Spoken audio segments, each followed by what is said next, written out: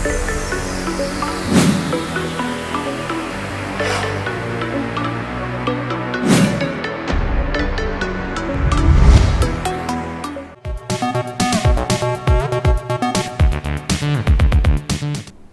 Hello welcome to best of the day. మరి ఈరోజు best of the డేలో కొత్త విశేషాలతో పాటు కొన్ని ఆసక్తికరమైన నిజాలు మరియు చరిత్రలో ఈరోజు జరిగిన ముఖ్య సంఘటనల గురించి తెలుసుకుందాం.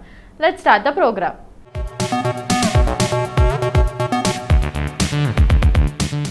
ముందుగా జాతీయ విస్కీ సోర్ డే గురించి చెప్పుకుందాం. ఇండియాతో పాటు ప్రపంచ దేశాల్లో చాలా రకాల ఆల్కహాలిక్ డ్రింక్స్ అందుబాటులో ఉన్నాయి. వాటిలో స్కాచ్ విస్కీకి స్పెషల్ ఫ్యాన్ బేస్ ఉంటుంది. స్కాట్లాండ్లో పుట్టిన ఈ లిక్కర్ తయారీ చాలా టఫ్గా ఉంటుంది, అయితే దీని రుచి చాలా వెరైటీగా ఉంటుంది. స్కాచ్ విస్కీలో blended scotch, single malt scotch అనే 2 రకాలు ఉంటాయి. స్కాచ్ విస్కీని రుచి చూడాలంటే ముందుగా దాని వాసనను ఆస్వాదించాలి. తర్వాత గ్లాస్లో విస్కీ పోసి దాని అంచుల చుట్టూ నెమ్మదిగా ముక్కును తిప్పుతూ వాసనను ఆస్వాదించాలి. ఆ తర్వాత కొంచెం సిప్ చేసి ఫ్లేవర్ ఎంజాయ్ చేయాలి. డ్రింక్ స్మూత్గా ఉందా, డ్రైగా ఉందా అనేది గమనించాలి. టేస్ట్, ఫ్లేవర్ చాలాసేపు ఆస్వాదిస్తుంటే అది ప్రీమియం విస్కీ అని అర్థం. అలాగే ఐస్, సోడా, ఇతర మిక్సర్లు లేకుండా స్కాచ్ తాగితేనే దాని ఒరిజినల్ టేస్ట్ తెలుస్తుంది.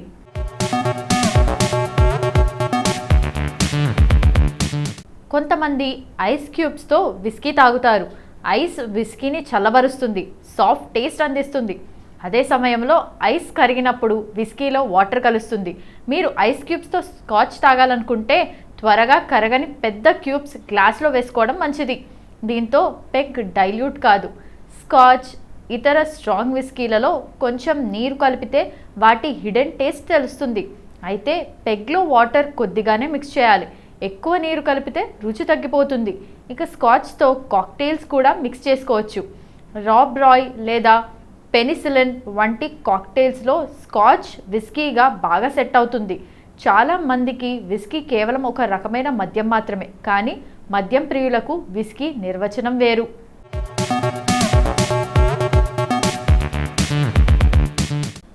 విస్కీ రకం, చరిత్ర వంటి అంశాలను పరిగణలోకి తీసుకొని చాలామంది మద్యం ప్రియులు విస్కీని సేవిస్తారు.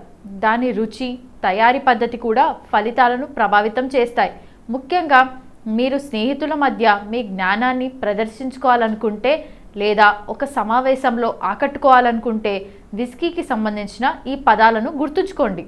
విస్కీ ప్రియుల కోసం కొన్ని ముఖ్యమైన పదాలను, వాటి వెనుక ఉన్న ప్రాముఖ్యతను తెలుసుకుందాం. విస్కీలో ముఖ్యమైన పదాలు, వాటి అర్థాలు. బ్లెండెడ్ విస్కీ 2 అంతకంటే ఎక్కువ వేర్వేరు డిస్టిలరీలలో తయారు చేసిన విస్కీలను కలిపినప్పుడు అది బ్లెండెడ్ విస్కీ అవుతుంది. ఇందులో గ్రెయిన్ విస్కీ, సింగిల్ మాల్ట్ విస్కీల మిశ్రమం ఉంటుంది.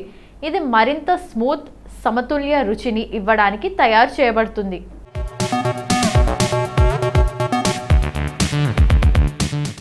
జానీ వాకర్, షివాస్ రేగల్ ప్రసిద్ధ బ్లెండెడ్ బ్రాండ్లు. విస్కీ తాగడం ప్రారంభించే వారికి ఇది సరైన ఎంపిక. ఇక రెండోది కాస్క్ స్ట్రెంగ్త్. ఈ విస్కీని నేరుగా బ్యారెల్ నుండి బాటిల్లో నింపుతారు. దీనిలో ఎటువంటి నీరు లేదా ఇతర పదార్థాలు కలపరు. అందువల్ల ఇందులో ఆల్కహాల్ శాతం చాలా ఎక్కువగా ఉంటుంది, అంటే 50 నుండి 60% ఏబీవీ. దీనిని తాగేటప్పుడు కొద్దిగా నీరు కలిపితే పలుచబరిస్తే దాని అసలు రుచి అర్థమవుతుంది. అమృత్, పాల్ జాన్, ఇంద్రి వంటి బ్రాండ్లలో ఈ రకమైన విస్కీ లభిస్తుంది. ఇంకా మూడోది సింగిల్ మాల్ట్ విస్కీ. ఈ విస్కీ ఒకే డిస్టిలరీలో తయారు చేయబడుతుంది. దీనిలో కేవలం మాల్టెడ్ బార్లీ మాత్రమే ఉపయోగిస్తారు. దీని ధర కొద్దిగా ఎక్కువ, కానీ దాని రుచి, సువాసన అద్భుతంగా ఉంటాయి.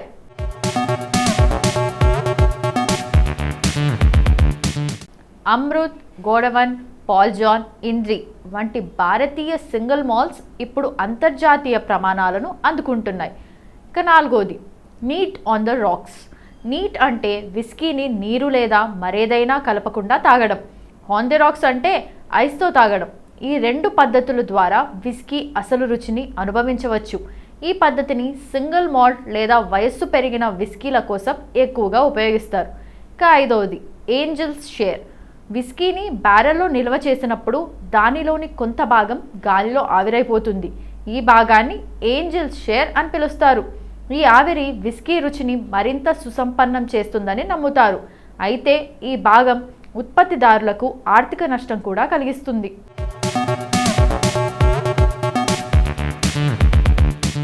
ఇక ఆరోది ఫినిష్. విస్కీ తాగిన తర్వాత నోటిలో మిగిలిపోయే రుచిని ఫినిష్ అంటారు. ఈ అనుభూతి కొద్దిసేపు ఉంటుంది. ఇది విస్కీ రుచితో ఒక అనుభవాన్ని సృష్టిస్తుంది. కొన్నిసార్లు మసాలాగా, కొన్నిసార్లు తీయగా, కొన్నిసార్లు పొగ వాసనతో కూడి ఉంటుంది. రుచిని అర్థం చేసుకోవడానికి నెమ్మదిగా తాగడం అవసరం. 7వది పీటెడ్ విస్కీ.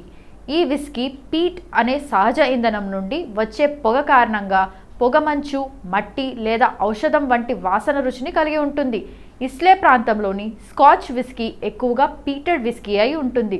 దీని తీవ్రత వేర్వేరుగా ఉంటుంది. కొందరికి ఇది మొదట్లో బరువుగా అనిపించవచ్చు, కానీ నెమ్మదిగా దానిలో రుచిని కనుగొనవచ్చు.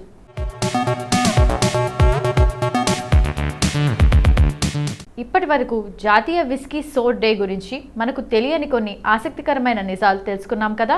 మరి ఆగస్టు 25వ తేదీన ఒక్కసారి చరిత్రలోకి వెళ్ళి చూస్తే ఎంతోమంది ప్రముఖుల జననాలు జరిగాయి. మరి ఒక్కసారి చరిత్ర పుటల్లోకి వెళ్ళి నేడు జన్మించిన ప్రముఖులు ఎవరో తెలుసుకుందాం రండి.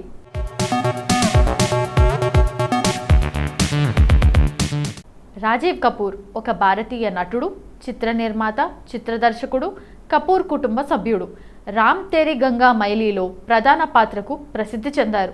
అతను బాలీవుడ్ నటుడు, దర్శకుడు, నిర్మాత రాజ్ కపూర్ యొక్క చిన్న కుమారుడు.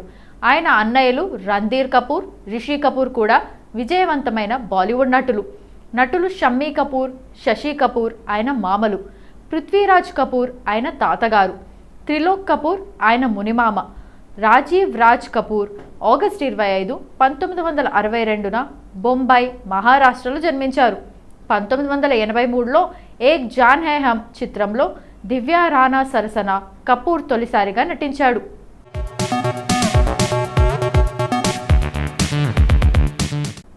విజయరాజ్ అలగర్ స్వామి విజయకాంత్గా సుపరిచితుడు. అతను రాజకీయ నాయకుడు, సినిమా నటుడు. అతను ముఖ్యంగా తమిళ సినిమా రంగంలో పనిచేశాడు. అతను తమిళనాడు శాసనసభలో 2011 నుండి 2016 వరకు ప్రతిపక్ష నాయకునిగా బాధ్యతలను చేపట్టాడు. రాజకీయాల్లోకి చేరకముందు అతను సినిమా నటుడు, నిర్మాత, దర్శకునిగా కూడా ఉన్నాడు.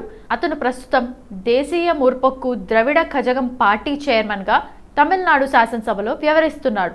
అతను విరుధచలం, రిషివేంద్యం శాసనసభ నియోజకవర్గాల నుండి 2 సార్లు శాసనసభ్యుడిగా ఎన్నికయ్యాడు. అతను దేశీయ ముర్పొక్కు ద్రవిడ కజగం డిఎండికే రాజకీయ పార్టీ వ్యవస్థాపకుడు, అధ్యక్షుడు, ప్రధాన కార్యదర్శి కూడా. విరుధాచలం, రిషివండియం నియోజకవర్గం నుండి వరుసగా 2 సార్లు శాసనసభ సభ్యునిగా పనిచేశాడు. విజయకాంత్కు 2024 జనవరి 25న కేంద్ర ప్రభుత్వం పద్మభూషణ్ అవార్డును ప్రకటించింది. విజయకాంత్ ఆగస్టు 25, 1952న మదురైలో జన్మించారు.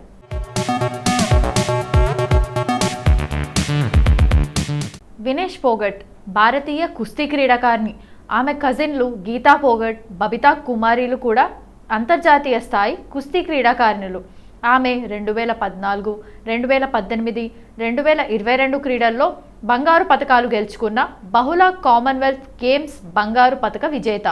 2018 ఆసియా క్రీడల్లో బంగారు పతకం సాధించిన తర్వాత కామన్వెల్త్, ఆసియా క్రీడల్లో బంగారు పతకం గెలుచుకున్న మొదటి భారతీయ మహిళా రెజ్లర్గా ఆమె నిలిచింది.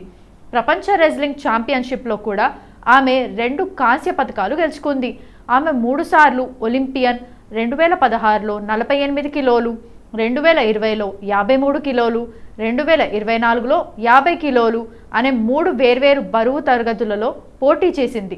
వినేష్ పోగట్ 1994 ఆగస్టు 25న హర్యానా చర్కీ దాద్రిలో జన్మించింది.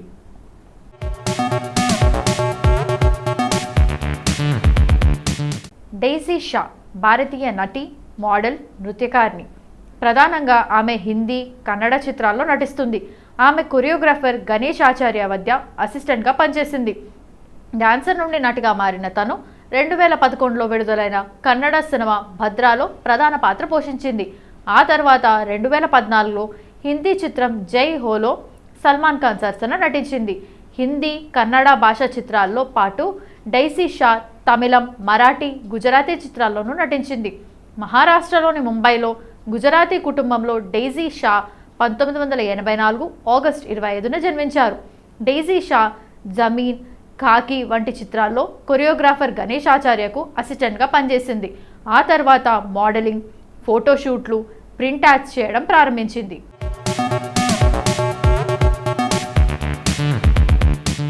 మోనికా భారతీయ సినిమా నటి.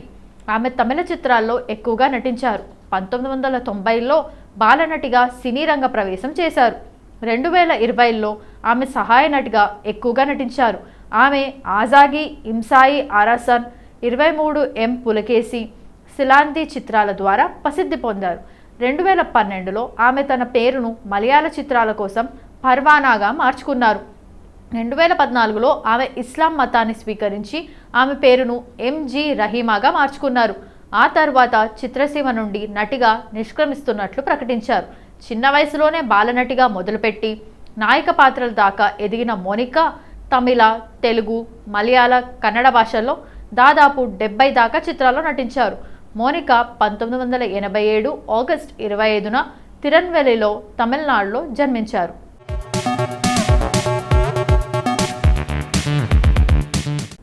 సో ఇదండి ఇవాల్టి best of the day episode. ఈ ఎపిసోడ్ అనేది ఈ రోజుకి సంబంధించిన కొన్ని ఆసక్తికరమైన విశేషాలు తెలుసుకోవడానికి ఉపయోగపడిందని అనుకుంటూ మళ్ళీ రేపటి ఎపిసోడ్లో కలుద్దాం. Bye bye.